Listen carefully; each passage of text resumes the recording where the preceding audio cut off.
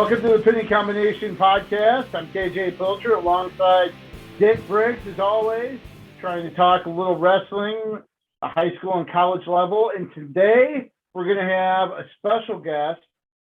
J.R. Ogden's going to join us. Of course, J.R. Ogden, sports editor at the Gazette, multiple award-winning wrestling writer. Somebody that learned from one of the best in Mike Chapman and has spearheaded award-winning wrestling coverage for the Gazette. JR, thanks for joining us. Thanks for coming on the Pinning Combination. Well, thanks for having me on. It's my pleasure to be here. It's been a while since I've been involved in anything like this or involved in any kind of coverage. So it was kind of nice, as I talked to you about on Monday. It's nice to get out and see people again and be seen. I have a couple of comments I'd like to address to start with. One, congratulations to KJ for your media award for the Iowa High School Baseball Coaches Association. That's really cool. And then, JR, I have a question before we get started with the agenda here today. For guys that don't know, like myself, we get to enjoy the benefits of your labor, but can you just briefly describe what your duties are as sports editor of the Gazette? Briefly? Yeah, that's why I say briefly, because I know it's Well, I mean, one of the biggest things I do is I plan. I help plan with the coverage, what we're going to cover and how we're going to cover it, who's going to be covering it. Obviously with input from the staff on that part of it. But what's going to be in the paper, what's going to go on the cover of the paper, what's going to go on page 2, 3, 4. All that kind of stuff. And then it's a lot of editing. It's a lot of reading what people file, the stories they file, picking stories. Although we don't rely a whole lot on our wire services, we do have certain things we do. I was just got done. I'm prepping a couple of pages for Sunday already. So I'm getting that kind of stuff done. So I do a lot of editing, a lot of planning. And I do write every once in a while now, but not as much as I used to. But it's a little bit more. That's cool because obviously KJ knows what you do, but the rest of us really don't. And I know it's really an intense process. You're both looking to the future and covering the current and that sort of thing. So it's kind of neat to hear that. Thanks for that. Yeah, thank you. I say we're always looking ahead, and that's one thing. One of the good things about sports is because sports are pretty regimented as far as schedules go and stuff.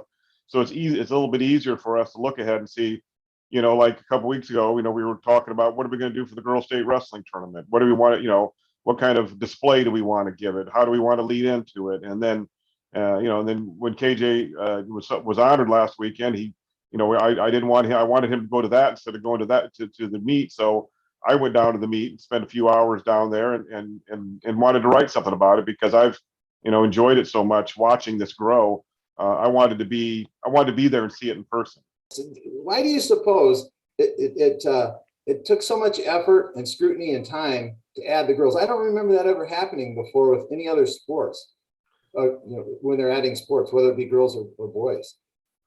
Well, I mean, there's certain criteria they have to meet that they have like in their bylaws, and I don't know exactly what it is, but I know I remember when bowling was a club sport and they wanted to be a varsity sport. Well, there had to be X amount of teams that offered the sport or X amount of athletes that offered the sport on the club level or whatever you want to call it. And then they petition the union or the association and try to make a varsity level sport, which is what the girls did. Obviously, I think this happened so fast. I mean, it grew so fast. You went from, I don't know how many girls were in that first meetup in Waverly. I think it was under 100, to like 700 this year. So I think I think it was just the speed at which this happened. But, quite honestly, the union had no choice. I mean, they already announced that they were going to take the sport because there were some that said, well, it's a wrestling, so the boys association should take it. And the girls union, no, it's a girls sport. So we should have, leadership on it. And they probably should. but they made that decision, in November, I think, that they were going to do that. And it was just a matter of time. And they really had no choice when you have that many people, you have that many schools, not only having girls wrestling, but having girls teams now. It was just kind of a no brainer. But there is a process they have to go through. One of the things that I think stands out about the last 4 years, this was something that was really spurred on by the individuals involved in the sport. I think a lot of people already kind of forget the first IWCOA state tournament. It was planned in like 2 to 3 weeks. Right. Before they had that first meet in Waverly, like you mentioned, 87 girls participated. I think there originally were 110 or 120 that were registered. But we had a snowstorm that weekend. But can you think of one of those sports that were aspiring to be sanctioned, actually have this progress kind of spurred on the way that wrestling did, and the Coaches and Officials Association really took the bull by the horns?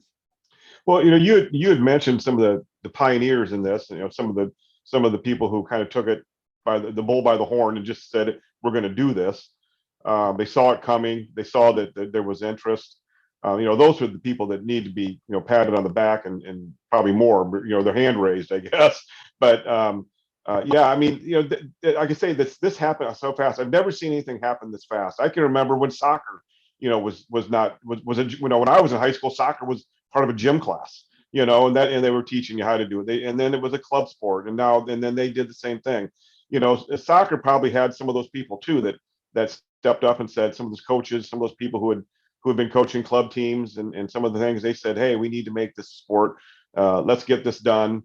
Let's start having high school competition. There's sports right now that are kind of trying to do the same thing. I mean, we've got high school hockey and we've got high school rugby.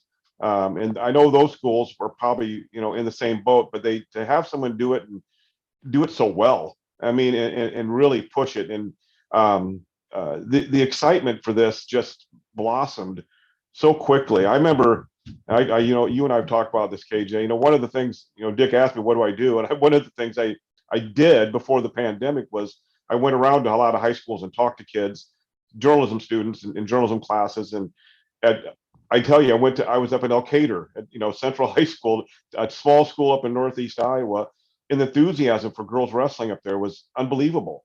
I went to Anamosa years before now. They're one of the largest programs I think we have in our area. Same thing there, the enthusiasm. Highland community was the same way. Just seeing the kids get so excited about it. At least some of these kids were at that point were like in 7th and 8th grade. They weren't even in high school yet, but they were just so enthusiastic about it. And they wanted to see this go. And this is a rarity in my mind. I think to have this come so fast and grow so fast has been really cool to watch. I mean, I've enjoyed watching it from the outside. That's why I really wanted to go down there on Saturday and see it firsthand and witness, what I've been reading about and hearing people talk about. I wanted to see what it was like. Right. And it's kind of interesting. It's come on fast, but some would say not fast enough. It's what were the 32nd or 34th or whatever state? 34th state to bring in the girls. And so, some would say, what's the deal? You drug your feet, but it's still not that long of a time frame there. And so that's just neat. It's just a national thing. So if you talk about that state tournament that was down there, of course, the coaches have run that. Now it's getting handed over to the union. Is there any talk of combining or do they want to keep it separate? I know what my opinion is, but I'll so.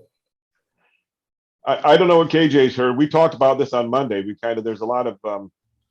still a lot of questions out there. Will it be a co-ed state meet? Will it be run as part of maybe not? Well, yeah, it'd be a co-ed. I mean, they do co-ed track meets. I mean, there's already a formula there for doing a co-ed track meet or some other sports. I think they might do some other sports that way too. bowling. They do co-ed bowling meets, state bowling meets. So there's a framework there, but I don't know. I mean, that's one of the questions that's out there. What's the start of the season going to be? What's the end of the season going to be? What are the weight classes going to be? How many are you going to have? I mean, there's a lot of questions out there that, they've got a year to figure it out, and that's going to come they're going to have to make these decisions fairly quickly and move pretty fast on them. I don't know. I don't know what the best solution is. I mean, from a pure newspaper editor point of view, I'd like to see them run it all together because it'd be a little bit easier for us to cover. Right. So for me personally, I think it should be separate, and for a couple of reasons. One, if you think about the volleyball tournament, the basketball tournament, the softball tournament, and all the fanfare that goes with that. For me, when I was a young kid, and still to this day, when I listen to the basketball tournament, I love listening in between the games or at halftimes when they're presenting all the awards for the past, the history and some of the great players and such. So that's pretty neat. And I'm not sure you would get that if you combined it. And I just think that the girls deserve to have their own spotlight personally. And then also the other situation is if they decide are they going to do folk style? Are they going to do freestyle? So, that would be an issue. Because in college, women's wrestling is freestyle. So are they going to, I don't know what they're planning to do there. If they go freestyle, now you have a different set of officials and really different kind of rules and sort of thing. But so that's some issues that might come to play as well. Right. I think one thing too is I don't know if it's quite a slam dunk that girls wrestling ends up being a winter sport. I mean, you look at swimming where you have girls swimming in the fall and boys swimming in the winter. It's not out of the question that they separate those two to where maybe the girls compete in the fall and that way they kind of have that singularity and be separate and not kind of get lost in the shuffle with the boys. I mean, there's also the possibility of running conjunction, in Des Moines. But I think if that ends up happening, you'll see the state wrestling tournament become more like state volleyball to where it's going to be more than just 3 or 4 days.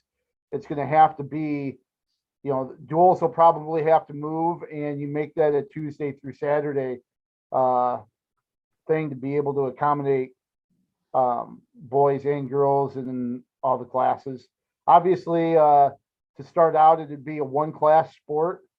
And as things grow, maybe seeing more of a soccer 1A, 2A kind of thing. But like you said, JR, a lot of questions left to answer after this major announcement was made. One thing I want to really get your touch on, maybe you guys mentioned it while I was having difficulty staying on. You've covered a lot of tournaments at a lot of different levels. You saw a lot of the things behind the scenes. You heard coaches in the corner. How did this compare Saturday to some of those other events that you've had? Because it sounded like there are a lot of similarities. No, that we talked a little bit, KJ. Dick and I did when you were offline, and it was. I mean, I went in with kind of a preconceived idea. You and I had talked about it before I went down there, and I wanted to see if it was. I mean, that was my hope that it would be just like going, to another state wrestling meet. I mean, I don't know how many state wrestling meets I covered at the old, Veterans Auditorium. I don't think I ever covered any at the Wells Fargo Arena, but I know I did many at the old place, and I've been to 25 or 30 NCAA tournaments, and the atmosphere was very similar. I mean, obviously, you're at an NCAA tournament, you got a really loud crowd, and you got a pretty much every seat filled. Maybe it wasn't quite that, but it was loud. It was very loud, and it was very exciting. I loved watching the coaches interact with the athletes. With their athletes. I love seeing, some teams had a man and a woman in the corner. Some teams had 2 women. Some teams had 2 men. I mean, as coaches, it was great seeing that mix, and there was no difference in the way they reacted. We've talked, wrestling people, they do a lot of wiggling around and they're moving and they're doing the moves themselves while they're coaching their athletes, and there was a lot of that. I heard a coach, I'm not sure what school he was from, telling his wrestler to, to be a hammer on top, get out there, and I believe in you. I know you can do this, and I mean that's very normal at a wrestling meet. So yeah, I mean it was cool to I guess get that reinforced, and that's kind of what I went in hoping to see, and I got to see that, and it was a lot of fun. I mean, it really was. Now, you were covering international wrestling, college wrestling, when women's freestyle really began to emerge. Are there any similarities between the way high school wrestling for girls has, kind of developed and progressed compared to the way women's international competition kind of came on the scene? Well, I think the women's wrestling, it wasn't a local thing for us. You'd see it when you went to the trials and things like that. And to me, it was just kind of like 1 year. Oh, they're going to have women's freestyle try. I mean, they're going to do this at Olympics. It's going to be an added sport. It's going to be a temporary sport, whatever they called it at first. And then, so you see the trials, you do that. And at that level, you were seeing some really, really, really good wrestlers right off the bat. And I think at this level, you're seeing some girls who are kind of feeling it out. They're trying it. They're interested in it. So there's that difference. I think once the women got into the Olympics, got into the trials, and got into that thing, they were already very talented and had been doing wrestling for quite a while by the time I saw them doing it. But this is a little bit different because you're still seeing some of those girls, as I mentioned earlier, that they maybe have been wrestling 5 weeks. I think the City High and West program, a lot of those girls had only been wrestling for this season, and then I said I talked to the girl from Decorah, and she's been wrestling for 5 years. I mean, so there's a big discrepancy there, which I don't think you saw that at the national or international level when I first saw it. Well, you mentioned the difference with the girls and different nights. Do you guys have any opinions on that? Do you think they should be side by side, or with the boys? Or you also talked about, KJ, about going from, it might not be a winter sport. I know that there's what we have: volleyball, cross country. What else do we have? Swimming in the fall, and then you have basketball, bowling maybe in the winter for the girls. So where does it fit in? And then even spring, there's probably even more sports, with softball and soccer and track and tennis and everything. So I guess golf's in there somewhere too. So it almost makes sense to be in the winter. Yeah, I mean, for sure, but it just depends, how things iron out and how, there's still a lot of molding to do, I think, with how, especially the girls' union wants to see this kind of play out and kind of shape how girls wrestling kind of moves into the new direction. But it makes most sense for it to be in the winter. Now, like Dick, like you mentioned, okay, what do you do for, competition nights? Is it a Thursday night thing? Do they go more Tuesdays instead of Thursdays? Do they run, we see boy girl double headers in basketball a lot. Do we see that now wrestling? Will we have a boy girl dual back to back on Thursday nights, and maybe JV meets at another night? That's a lot that has to be ironed out, as well as how the qualifiers are going to work out and how they kind of whittle down the field. JR, what do you think would be kind of a reasonable idea if you're planning, girls competition days, I guess? I mean, I'm a traditionalist in a lot of ways in wrestling. Wrestling's a winter sport, in my mind. It always has been. I mean, that's how we grew up. That's how I grew up. It's a winter sport, and I think I think the union. The problem is this is it's I guess we mentioned earlier, this has gotten so big and so popular so fast. And volleyball is their marquee sport in the fall, and I don't think they want to take away from that. don't want to take away, anytime you put a new sport in, you're going to take away athletes from other teams because, some of those schools only have so many girls in the high school, and they're, 9 through 12. So they can't do everything. I think winter is the best time to do it. I can see them doing the double duels on whatever night of the week they pick, I guess. You're already doing, high school boys are doing, they're having trianglers and different things like that on different nights. And as you mentioned, KJ, a lot of the smaller schools, almost all of them, they're almost all boy girl double headers. I know they take an hour and a half approximately. Wrestling would take a little bit longer, but it wouldn't be awful. Plus you need a night off, so you want to have the same night. But I see him keeping it as a winter sport because the spring, then you've got track, which is a hugely popular participation sport. Soccer keeps getting bigger. Maybe it's a plateau. I don't know.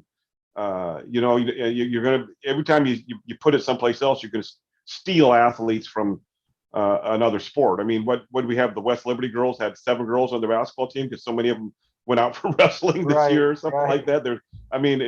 It's crazy. But so I think wrestling, and it to me, it's a winter sport. It needs to stay in the winter. So have you heard this? If you have some teams that field a girls team and some schools that don't, but still have a couple of girls that want to wrestle, will they be allowed to wrestle on the boys team? So how long will that be able to go co-ed? And then there's got to be a line somewhere where that ends, I would think. Have you heard any discussion on that? That's another one of those questions. Go ahead, KJ. Well, I was just going to say, with it being sanctioned, I don't think there's a co-ed element anymore as far as competition. I think what you start seeing is teams merging and having cooperative agreements with other girls programs. Yeah. So you wouldn't have, say, Elkader Central boys and girls wrestling on the same team. It would be Elkader Central's girls would team up with MFL Marmac, say, to compete. I think that's what this would occur. Now, what if you have somebody that doesn't want to compete against girls?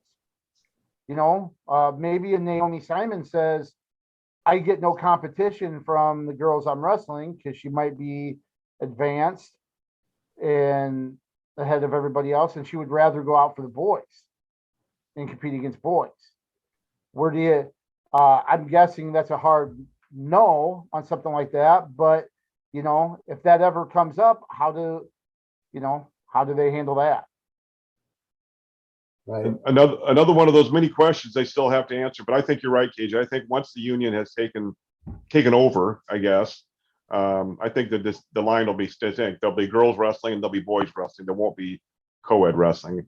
And for some girls, that's maybe too bad, initially.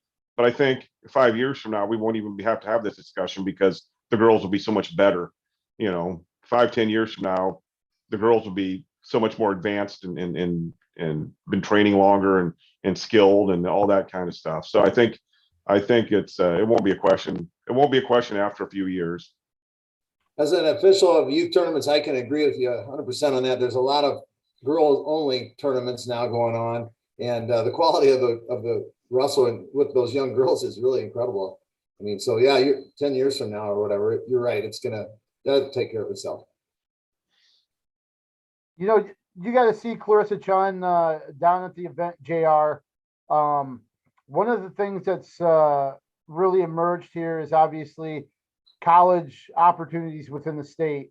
Iowa became the first Power 5 program with women's wrestling. You've seen women's wrestling programs pop up at Grandview, Wartburg, Cornell, Iowa Wesleyan. Waldorf has had a women's program actually for quite a few years. Mm-hmm. How do those opportunities, or how does that kind of impact, in your opinion, kind of where the high school girls component is now and what it might help it in the future? Well, it's just it's gonna help it grow because it's another opportunity for kids to go to college, to get a scholarship at some of the schools. Obviously, Cornell's not going to give you a scholarship, at least not an athletic scholarship. But but in Wartburg, same way, and that kind of stuff. But it's just all these schools, all these colleges, especially the small colleges, probably all the colleges, are looking for students. The college enrollment's down. They're trying to get kids to go to school, get back in school, lift their student body numbers up. That's why you see sports like some of the gaming sports, some of the esports, I guess they call it, some of the rifle sports and things like that. So I think you're going to see it. It's a great opportunity in wrestling for girls to say, okay, if I want to do this, I can get a college scholarship, or I can go to school, I can go to a school and compete and win a national championship. I mean, the vast majority of athletes, men or women, girls, boys, doesn't matter. They want to win. They want to be a champion. So whatever it might be, a state, regional, national, whatever it might be, and to have that opportunity, it's just going to open up so many more doors for them. It's going to be great for the Iowa girl now, because a lot of those programs you mentioned that have had programs, there's not a lot of Iowa. There weren't a lot of Iowa girls on those rosters, and now there's going to be a lot more Iowa girls on those rosters. Right, you bring up a good point with it's a win-win-win. If you ask me, it's a win for the college because they get more higher enrollment and more money, and then it's a win for the school because now they can have a team to compete, and it's a win for the athletes. So that's really cool. Yep. The one thing that I was thinking about today was with the University of Iowa, there's no one really at their level, at least of a level of money that they can put into the sport, or will put into the sport. So we need to have those other schools step up to have someone to compete against, rather than a fully funded University of Iowa versus a D3 school that has no funding for athletes. So anyway, so that'll build itself, I'm sure. And I think it's coming too. I think that was something that when Iowa made the decision it was going, I think Gary Barta, I think there had to be a little bit of a feeler that, hey, if we're going to do this, we need other Big Ten programs to join us as well. And I'm pretty sure there are other programs on the way, and probably kind of gave their commitment when Iowa decided, hey, we're gonna do this, and they're like, okay, we'll join you as soon as possible. So I think those might be coming down the pike, hopefully sooner than later, like you said, for that competition level. Well, at that level too, it's always a gender equity issue. And Iowa, let's be honest, Iowa did it because of the lawsuit, and they wanted to add a women's sport, and this was a natural one for them to add, and that's probably why they did it a little quicker than others. But you're right, Casey. I'm sure there was a lot of behind the scene talks of saying, well, we're going to do this. Will you join us in a year? Well, maybe 2 years. Whatever it might, whatever the negotiations were. I wouldn't be surprised. I mean, for Iowa State and you and I to get on board with it as well. I mean, the state of Iowa is a wrestling state. I mean, we've already got some of the grassroots, the smaller colleges are already kind of establishing it, and they're like, well, we need to do it too. And you're right. It's just a matter of time, and I hope and believe it'll be sooner than later. So what you're saying is that there may in the future be an Iowa UNI wrestling competition? Yeah, women's wrestling. There you go. One last question I want to ask you, and it has to do with Clarissa Chun. You got to meet her, and obviously Iowa needed somebody that was kind of a big name, going to make a splash, have an impact not just on Iowa's program, but the wrestling community as a whole. You got to meet with her a Saturday, or introduce yourself to her a Saturday. How do you feel Iowa kind of connected on that hire of Clarissa Chun and what she brings to the table? Well, yeah, I just, like I said, you said I just introduced myself to her. I just wanted to say hi and meet her. But she was. I was kind of keeping an eye on her because she was at the head table I think sitting with Gene Berger and some of the union people and some others around her, very personable, has no problem walking among the girls, the crowd, and seeing people, talking to people. I think to me, it appears like she's very enthusiastic, which is what they need. You need that first coach to kind of set the table, and who knows how long she'll be there. I mean, you would hope a long time. It's kind of the trend at Iowa. The coaches tend to stay a long time. But she looks to me like she's ready to go. She's very enthusiastic. She loves what she sees. I was shocked, when you told me you'd send me some of those quotes from her from the day before that, Hawaii had high school wrestling for 20 years and a sanctioned sport in Hawaii. And to see that she's seeing it all over again. And I think she's the right person to do that because she's been through it, and now she's seeing it start again in a new state and a state that she's going to be very involved in. Well, Jay, I really want to appreciate you joining us. Any final comments or any last words of wisdom you want to share with us? Words of wisdom. No, I just, I appreciate being here. It's great talking to you. I haven't seen Dick for probably several years now. I just saw you on Monday, but yeah, it was great. Right? And I see Dick's brother Don's going into the Jefferson Hall of Fame, or the Washington Hall of Fame, according to our paper the day before. But both. I'm like, see Don Briggs and Mark Ironside. That's not Wash. So we corrected it. But no, congratulations, Don. As Dick knows, Don's a good friend of mine. I've known Don for years, since my college days at UNI.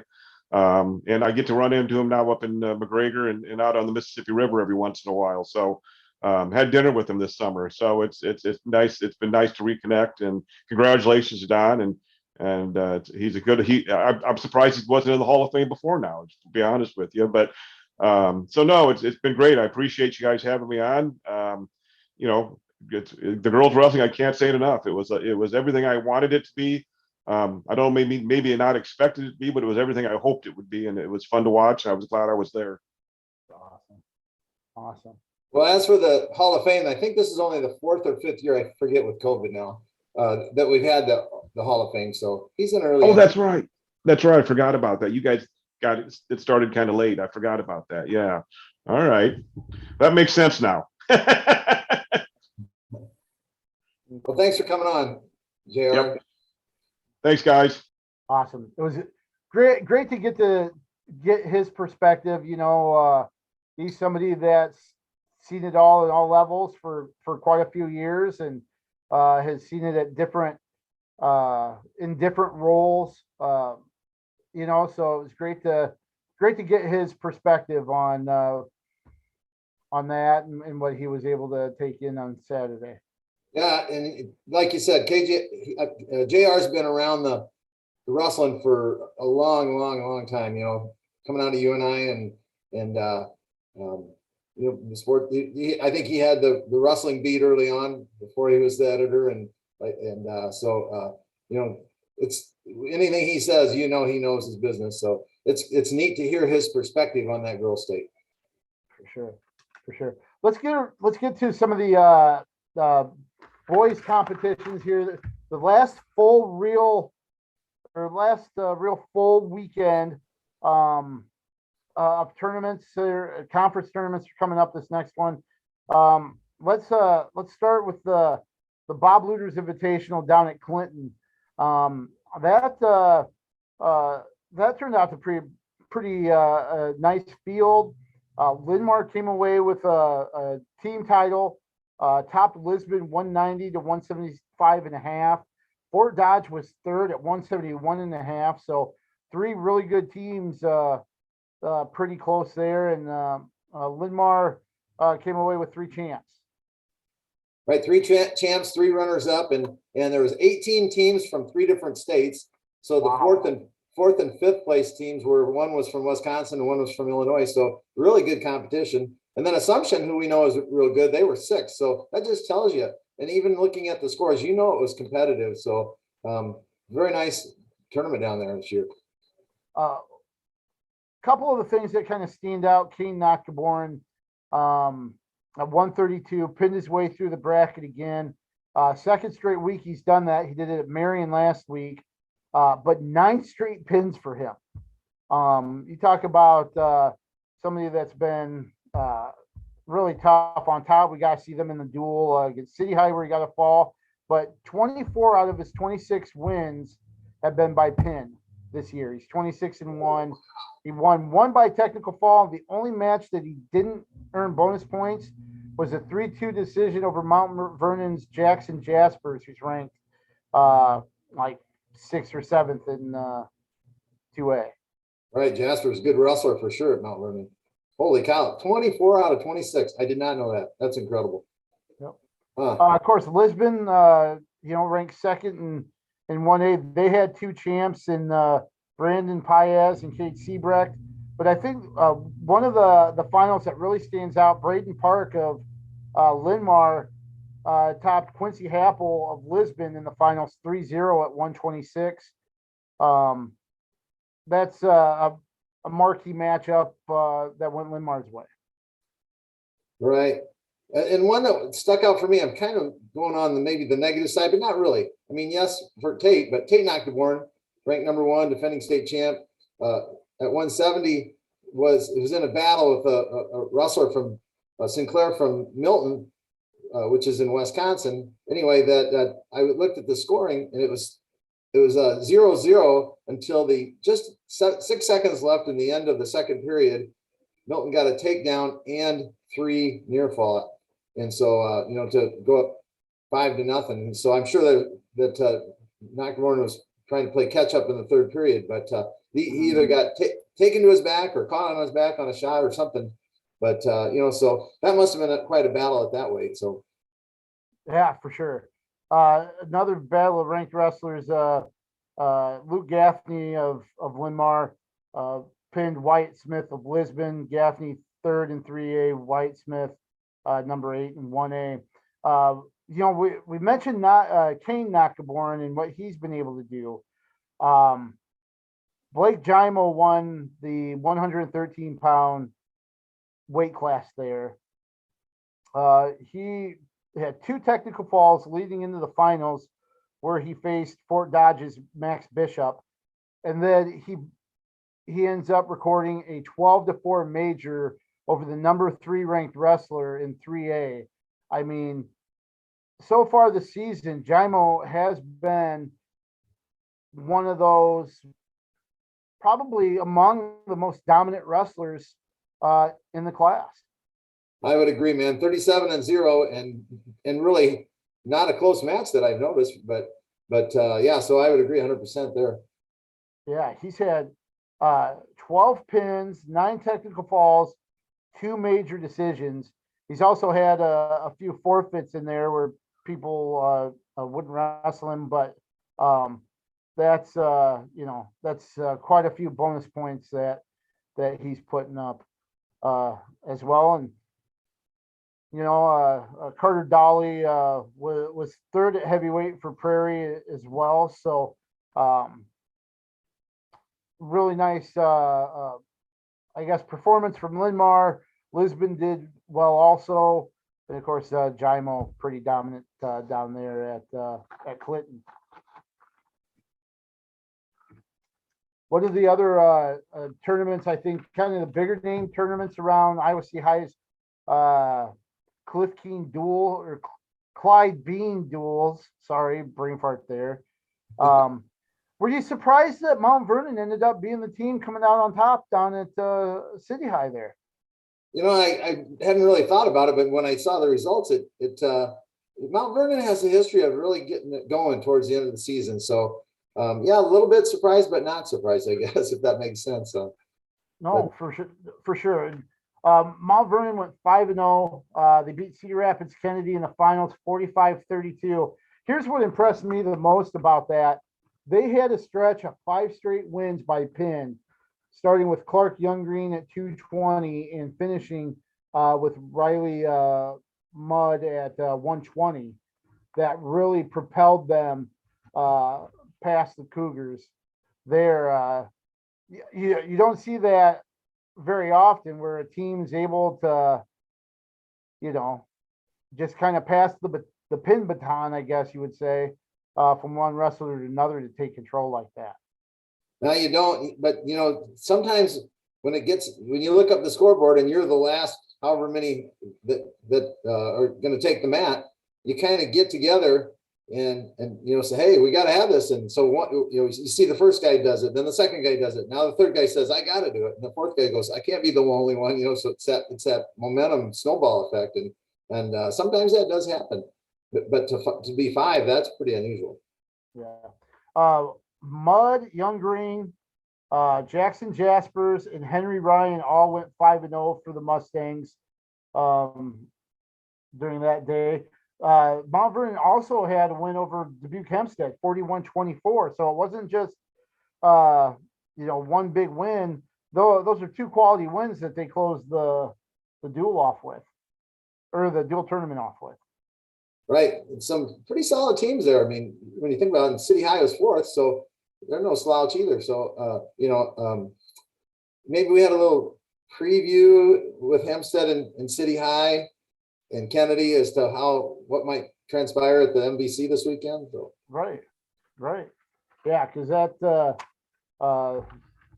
be a biggie here this weekend. One other thing I want to mention too, and Mark Dukes was giving me a hard time during the gym class this week about burying the lead. Cedar Rapids, Washington. Let's talk about the Warriors there. Beating Prairie in a duel on Thursday. They followed that up with a team title at Inamosa's Denny Christensen Invitational, but I can't remember the last time a Washington team might have beaten Prairie. I know you were a coach at Washington for a little bit. I'm not sure how your team stacked up against Prairie there. I joke that maybe it's been since Landy Waller was in the lineup for Washington. But as to burying the lead is because you're a Washington grad, so he is giving you a hard time there. So what was Wash a 3-year or 4-year school back then? 4. Okay. 4 by the time I came around. Okay, so you've got 1 year on me. I was there for 3 years, from 80 to 83. We did not beat Prairie and really didn't come close, but we had some great matches. We were starting to build it, but didn't really come close in that time period. And as to wrestling with Lanny Waller or Carl Waller happened to be on the team, I don't know that Washington wrestled Prairie back then, because Washington was in the MVC and Prairie was in the was it the was it the old Eastern Iowa Hawkeye Conference? It might have been the one with Benton Community and was it the WAMAC back then? I don't know what it was. I'm not sure if it was the WAMAC back then or one of the Eastern Iowa, but I know what you mean. One of the smaller on the periphery here. Right. So they did. I don't know if they ever wrestled. I don't think so. So that being said, I don't know if West has ever beaten Prairie in a duel off the top of my head. Yeah. So they notched a couple pins at the end there to come away with, I think it was a 41-37 duel over the Hawks. And then they ended up with 4 champs on Saturday at Anamosa, a 9-team field there. Brendan Gears, Charles Rust, 106 and 126, 132 pound Nick Foreman, who is now I see is ranked, I think he's up to 10th in the rankings for Washington. And then Eric Renderneck at 145, all won titles. Tate Sikora Mathis, who's ranked 8th at heavyweight, Zach Novak at 220, and then Nathaniel Velez at 113 were runners up. So certainly nice, some nice accomplishments there for Cedar Rapids, Washington, who they keep trying to build up the program. Right, 7 in the finals. I don't remember when that happened, in the past. Yeah, I can't. I can't either. So Coach Graham's got it going over there, and those Warriors are starting to believe, and good for them. It's going to be. I'm going to keep an eye on how they do at the MVC. There's obviously a very difficult tournament, 14-team tournament. So, but to win the 9-team Christensen this weekend, that's a great feather in their cap for sure. Just want to make a quick mention. South Tama won the East Marshall GMG duels. They beat Benton Community 40-37 in the finals there. They actually got pins in the final two matches from Coley Kelly and Bowden Kohler.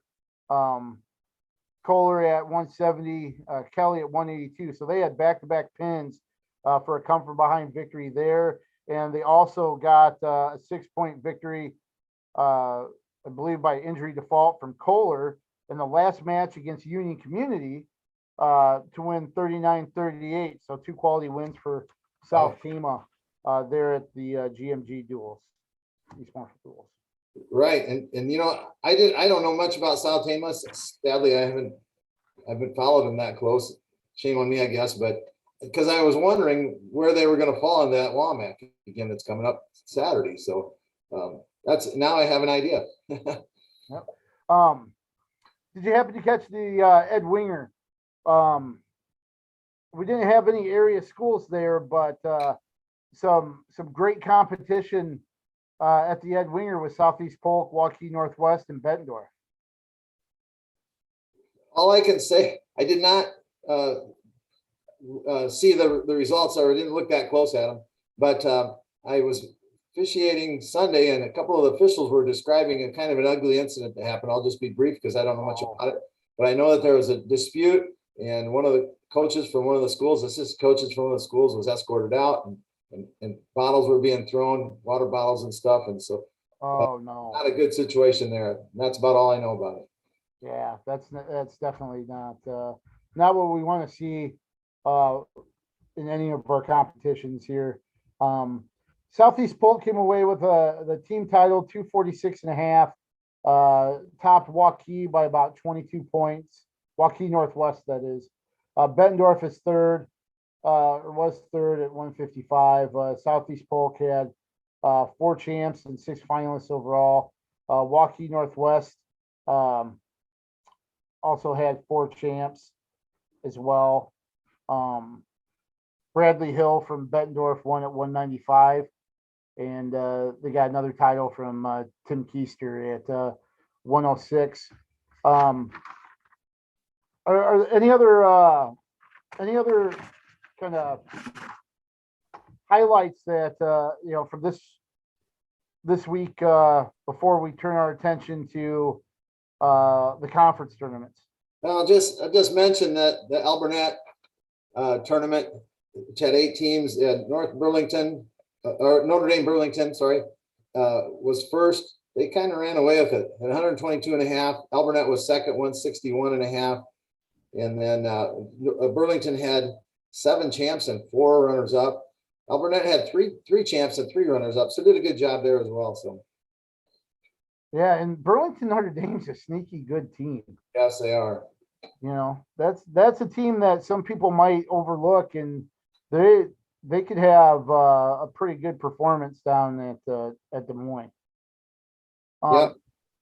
The one last thing I'd want to mention too, West Liberty last Thursday beat Wilton, and that clinched their 8th straight River Valley Conference regular season dual title.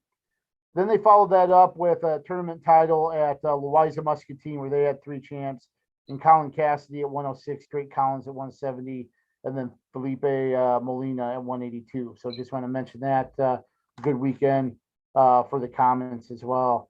And of course, this weekend marks pretty much conference tournament weekend. The big one here for us in the area. Actually, the whole area will be hopping really, because Jefferson will host the MVC, Solon hosts the WAMAC, and then Lisbon hosts the Tri-Rivers Conference. But at Jefferson, I guess at first thought, Linn-Mar kind of stands out as the team to beat, and then you could have a whole host of teams placing 2nd through 6th or 7th. Right. I had Linn-Mar as my favorite, and then in no particular order, just like you said, I had Hempstead, Iowa City West, City High, Kennedy, Cedar Falls. Any of those teams, in my opinion, could fall in there at 2nd to 6th, I guess. So, so does that mean, but I'm going to back up for a second. So does that mean if it's at Jefferson, Solon, and Lisbon, are you going to be driving to 3 different sites that day or? No, luckily, Phew. thanks to the guy that was on here earlier, who's so dedicated to prep sports. And that was one thing I wanted to ask him before he went, because, you know, he's still very, very dedicated to prep sports. We have a correspondent that's going to Solon, and then we have an intern that's going to go to Lisbon. So we're going to get to all 3 meets. Luckily, I don't have to make the loop and can focus on the MVC, but we will have a presence at all 3 tournaments. So Great, and that is a tribute to JR and his dedication to prep sports, like you said, and the whole staff. But it starts at the top there. So, yeah, I agree with you on the teams as well. You know, there are a couple weights that I'm kind of anxious to see how they play out. 160, I think, is one of those weights, even though I think Xavier's Christian Stanek is kind of head and shoulders above the rest. But you also have Cale Scranton from Iowa City West in the mix. And then you have actually 4 wrestlers ranked in the top 8 in 3A that are going to be there, in addition to Stanek and Scranton. I can't remember the other 2, but they're all ranked within 3 and 8 of the ranking. So that could be a fun weight to keep an eye on. And then 182, you've got Grayson Gardner of Western Dubuque that's ranked 3rd, Alex Cook of Kennedy that's ranked 5th, and then you've got Lawrence Taylor the 3rd, who was a runner-up at the Jayhawk earlier, explosive and very capable wrestler that's ranked 12th now. So you've got 3 ranked guys right there that you know, could go any way. right, and then the results will possibly set up seating at districts if they happen to be in the same districts, which a lot of them are. So we'll have to keep an eye on those. And one match that we got to see it was just last week at 126, Braden Park, Cale Kurtz of City High at 126. We could see that again. That was, I believe, what, 1-0 win by Park in the duel. But then you have Jonah Hollum of Kennedy, who could be in the mix there as well at 126. Right. I guess at this point in time, Park's kind of a little bit of the front runner there. We'll see how that plays out. Especially after the last week that he had with wins over Kurtz and Happel within a 3-day period also. You know, the WAMAC tournaments at Solon, that's one that you know, you think West Delaware is head and shoulders above the rest. They should take care of business there. But, you know, you do have independents. You've got Vinton Schellsberg, who's kind of popped up with some very, very talented wrestlers in the Sanderses and Brady Ortner. You know, you've got Mount Vernon, who we mentioned just won the Iowa City High duel, and they have some good individuals that are really stepping forward. Williamsburg is always a good team from top to bottom. You know, but is it West Delaware and the rest? I think you've got 3 levels. I think you've got West Delaware. Then I think you have Independence. And then I've got 6 teams that are kind of at that next level. And I could be way wrong. We'll see. But that's why we wrestle them, right? But like you said, Williamsburg, Mount Vernon, and Vinton Schellsburg. But I don't ever discount Solon. Beckman's had some good individuals this year, and we just mentioned South Tama. So, yep. You know, so that may be tougher than the MVC this year. That's true. I think some of the individual matchups where, you know, you might have Weber and Sanders, who are 1 versus 2. You know, at 145, you've got I think Logan Payton and the other Sanders brother. You know, we'll see if we see Jaden Payton, at 160, and Brady Ortner of Vinton-Schellsburg and some others. You look at 220 where you got Wyatt Volker, but it'll be interesting to see if Gage Marty goes to 220 or goes back to heavyweight. You have Clark Younggreen there from Mount Vernon, who his only loss has been to Volker this year. So you've got some really talented individuals at each of those weights, and might be a little bit deeper than the MVC. Right. And are we even certain Volker will be at 220? See, he's also been down. We're not. He could be at 195. That was something that Coach Voss mentioned. And then, of course, Lisbon hosts the Tri Rivers. I think they're a heavy favorite, but Alburnette's had a good season, and they've got a good contingent of wrestlers. Yeah, I think Lisbon will win, but I don't know if it'll be as dominant as maybe as it has been in years past. Right. And maybe you have a memory of how many years in a row Lisbon has won this tournament. You have any record? I think maybe six or seven. Yeah, yep. And so I'm with you. Lisbon is my favorite. Alburnette's right there. And then behind Alburnette, I like what I've seen out of Midland. They've done a nice job. North Lynn has some individuals. East Buchanan's always, brings some, it seems like, so I kind of threw that in, but certainly I think Lisbon is the favorite. The University of Iowa extended its dual win streak with a win over Ohio State, won 6 of 10 matches. What kind of stood out to you from that Iowa-Ohio State duel? Well, even though it was a loss, it was a 3-2 loss with Max Mirren at 49 to Sammy Sasso, who to me he's impressed the heck out of me. So it was a nice. You don't want to focus on the loss, but he's getting there. I mean, we were kind of down on Mirren, not down on him, but so I want to give him his props there. That's a good battle right there. So he's getting it together. Yeah, he looked really good on top. Got that reversal, which almost kind of pulled a Sammy Sasso on Sammy Sasso a little bit. You got in that one position on the edge of the mat as time was winding down and couldn't hold on and gave up the reversal. But yeah, that was a match that I thought he wrestled very well. And almost pulled out. Austin DeSanto was back. He was as dominant as ever. That might have kind of answered the question of whether or not he was injured or is going to miss the rest of the year. Still a head scratcher about pulling the red shirt off. Right. Colin Schriever, but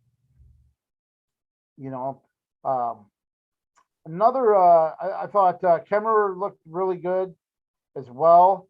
What did you take away from Karchla scoring late to knock off Alex Marinelli? I wish Marinelli would be more. I always wish he'd be more offensive, and he gets out there and does his bull thing. Yeah. So that if he's going to keep it close, I guess. It's that one hurt because he dropped down in the rankings, he's dropped down in the seeds, and he'll have an opportunity to get back in Big Tens, but that's still going to affect probably his seeds at NCAA. So yeah, it was one of those things where you kind of saw what was coming because he was just kind of hanging. You never want to hang, and he was just kind of hanging in that front headlock, and Karchla kind of had that little shock or slide by and came around behind him, and you almost were like, "Oh, you can't be there!" Bang, and it happened. And yeah, that's definitely correctable. But right, and that's a disappointment. Obviously at 65, and then also at 25. We don't quite know what to expect out of Ayala, but the expectations are high, so you got to live up to them, I guess. But anyway, those were but like you mentioned Kemmerer, Cassiopeia looked good too. So and then Caleb Young, had a nice win.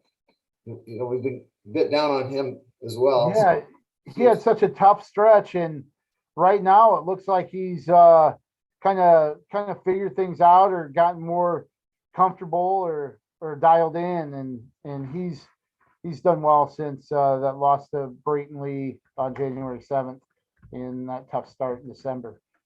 Right. Kind of setting up the battle this Friday with might as well we go right into that, right, with Penn State. I'm gonna tell you right now that with Penn State, I've got it close, but I've got Iowa pulling a couple of upsets. Really? So I'm gonna say Iowa upsets at least one of the number one ranked kids, and they have 4 number one ranked guys on their team. So, really? So I think they get an upset there and another upset. I honestly think it has the potential to be a 16-16 tie. So we'll see how that comes out. But I'm not going to make very many friends in Iowa City right now, and maybe I'm trying to prevent from being a homer. I just don't see any way. I got asked at the Iowa High School Baseball Coaches Association, "Hey, does Iowa have a chance against Penn State?" And I said, "Nope." I just don't see it, just because of the way they match up. Where, now with Hildebrand in the lineup, that's one I probably would lean towards Penn State, even though I think Ayala could win that one. At 133, Roman Bravo Young has really kind of dominated things there. I think he's won the last 3 matchups, maybe with DeSanto. At 141, I think that's I think I would take Nick Lee over Ironman with the way things have gone for Ironman here the last few weeks with some of his matches. Then you've got I think Murin, Young, Marinelli could win those 3, and then Kemmerer and Starocci. That's a toss up. That's my upset, maybe. That's your upset? Yeah, that's what I think, maybe with the potential at 41 as well.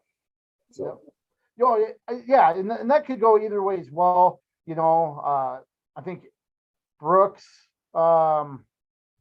certainly is favored over Assad.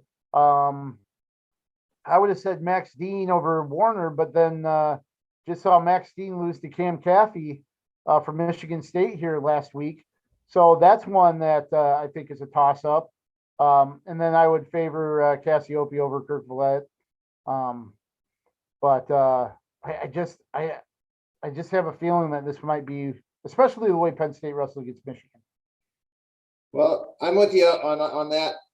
I don't know that Cassiope is favored. He's the lower ranked guy in some polls, but I have him winning too. So I'm with you on that. And if they trade majors, now it's a 16-16. If we get that upset that I'm talking about, so we'll see. But it should be a really fun duel. Obviously, 1 versus 2. And here I'm just gonna promo something I'm gonna do for tomorrow. I'm gonna pick the top 5 Iowa moments in the Iowa Penn State duel during the Brand Sanderson era. So this is from 2009 forward till now. Top 5 Iowa moments in those duels, because there have been some pretty electric moments. Just to give you a couple, I remember, obviously Tony Ramos's pins in back-to-back Penn State duels that he had at Carver. Montel Marion made his debut out at State College against one of the Alton brothers and won his match there after, his indefinite suspension.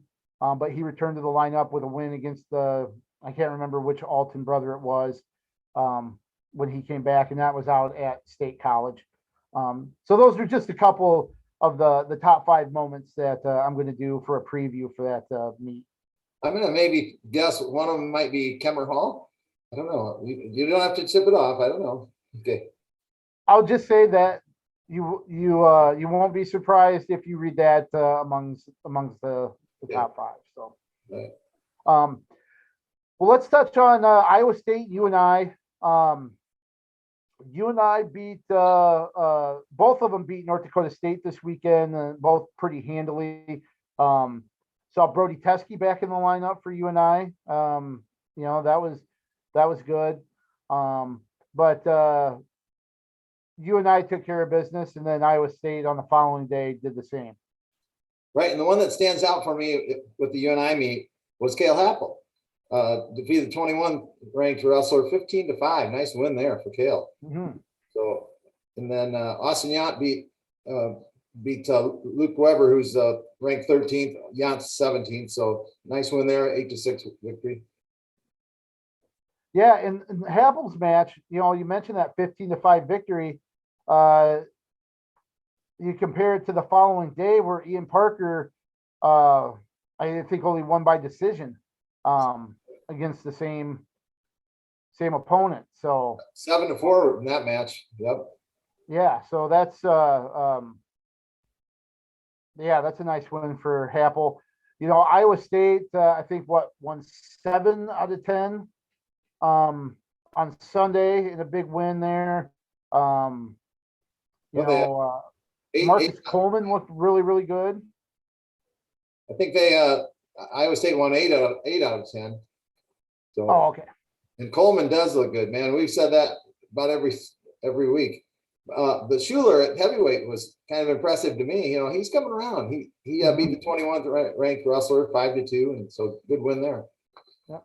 And of course, Iowa State's lineup looks so good right now, especially with Parker and Dagan being at 41 and 49, with Tarakina at 25. Obviously, David Carr is David Carr. Younger Bastida, we talked about his progress, but now I think they're up to 7th in the dual rankings now. Are we starting to see Dresser's long-term rebuild kind of hitting its stride? He's done a nice job building this for sure. And, so he's got some good solid seniors to build on and some experienced guys. I think Carr's still here, isn't he? And so, yeah, it's a great team he's got together. It's been fun to watch him.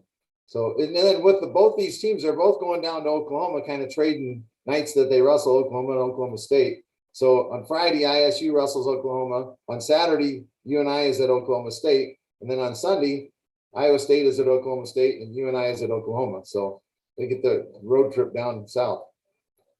Yeah, to predict. They're wrestling four duels combined against Oklahoma State. How many wins do UNI and Iowa State come back with combined? Oh, I didn't look at that. Geez. Combined. You know what? I'm gonna do it. I'm gonna say Iowa State goes 2-0 and UNI goes 2-1 or 1-1. Oh, you meant dual meet wins. I thought you meant yeah. Sorry. No, that's okay.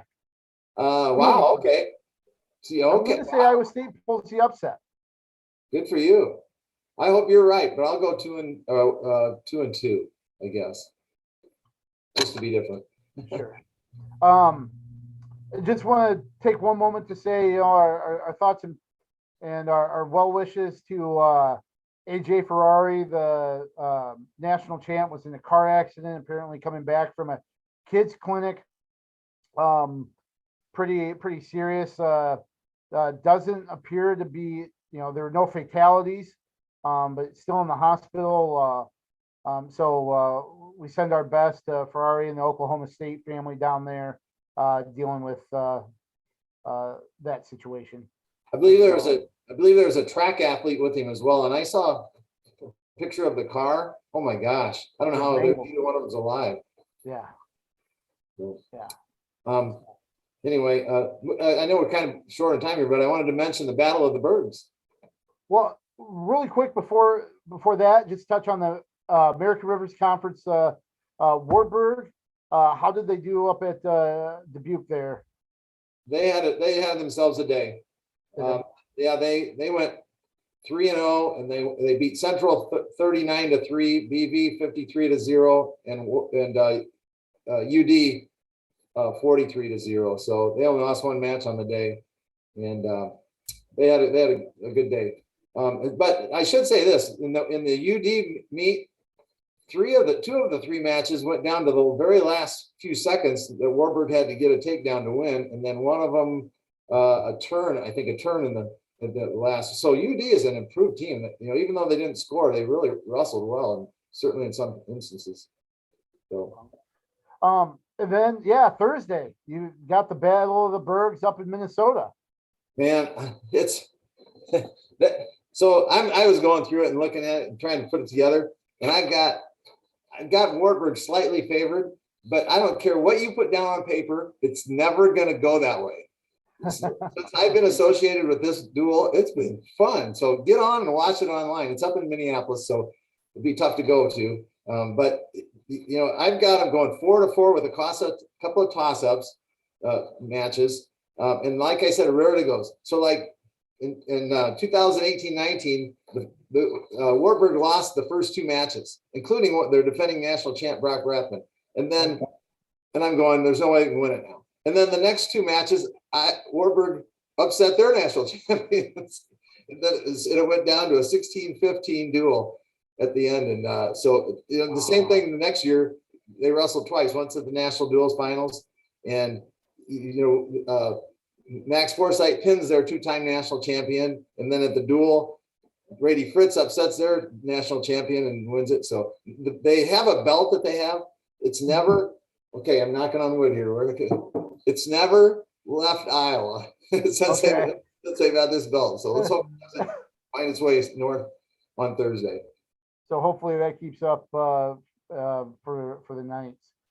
Well, Coach, we'll bring this to a close. Any final thoughts? No, it's going to be a great week of wrestling for sure. Have fun. All right. So take us out with that great poster you have in the background. Here's Wyatt. Let's keep wrestling on the move. Thanks for watching, everybody.